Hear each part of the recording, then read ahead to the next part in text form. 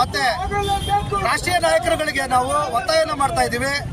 ನಾವು ಇವತ್ತು ಅರೆಬೆತ್ತಲೆ ಪ್ರತಿಭಟನೆಯನ್ನ ಮಾಡ್ತಾ ಇದ್ದೀವಿ. ನೀವೇನಾದರೂ ಇನ್ನು ಕೆಲವು ದಿನಗಳಲ್ಲಿ ಡಾಕ್ಟರ್ ಜಿ ಪರಮೇಶ್ವರ್ ಅವ್ರನ್ನ ಹೆಸರನ್ನ ಸೂಚಿಸಿ ರಾಜ್ಯದ ಮುಖ್ಯಮಂತ್ರಿಯನ್ನಾಗಿ ಘೋಷಣೆ ಮಾಡಲಿಲ್ಲ ಅಂದರೆ ನಾವು ತುಮಕೂರಿನಿಂದ ಬೆಂಗಳೂರು ಚಲೋ ಅನ್ನುವಂಥ ಕಾರ್ಯಕ್ರಮವನ್ನು ಕೂಡ ನಾವೆಲ್ಲ ಯುವಕರು ಮತ್ತು ನಮ್ಮ ಹಿರಿಯ ನಾಯಕರುಗಳು, ದಲಿತ ಸಂಘಟನೆಗಳ ಹಿರಿಯ ನಾಯಕರುಗಳು ರಾಜ್ಯಾದ್ಯಂತ ಮಾಡಬೇಕು ಅಂತ ನಾವು ತೀರ್ಮಾನವನ್ನು ಮಾಡ್ತಾ ಇದ್ದೀವಿ ಸರ್.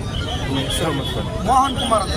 ಮೊನ್ನೆ ಒಬ್ಬರು ಶಾಸಕರು ಹೇಳಿದ್ದಾರೆ ಅವರಿಗೆ ಕೂಲಿ ಕೊಡಬೇಕು ಅಂತ ಹೇಳಿದ್ದಾರೆ. ಆದ್ರೆ ಜಿ ಪರಮೇಶ್ವರ್ ಸಾಹೇಬ್ರು 8 ವರ್ಷ ಸತತ ಕೆಪಿಸಿಸಿ ಅಧ್ಯಕ್ಷರಾಗಿ 2 ಸತಿ ಸರ್ಕಾರ ಬರಕ್ಕೆ ಕಾರಣ ಆಗಿದ್ದಾರೆ.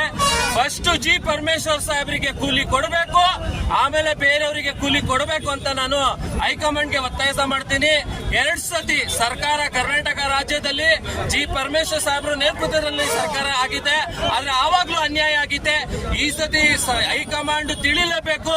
ದಲಿತರ ಅಧ್ಯಕ್ಷರಾಗಿರುವಂತ ದಲಿತರ ಪರವಾಗಿರುವಂತ ಜಿ ಪರಮೇಶ್ವರ್ ಸಾಹೇಬ್ರಿಗೆ ನಮ್ಮ ಕಡೆಯಿಂದ, ಅಲ್ಪಸಂಖ್ಯಾತರ ಕಡೆಯಿಂದ, ದಲಿತರ ಕಡೆಯಿಂದ ಅವರಿಗೆ ಮುಖ್ಯಮಂತ್ರಿ ಮಾಡಲೇಬೇಕು ಅಂತ ನಮ್ಮ ಒತ್ತಾಯ ಹೈಕಮಾಂಡ್ಗೆ. ಜಾಕೀರ್ ಪಾಷಾ ಅಂತ.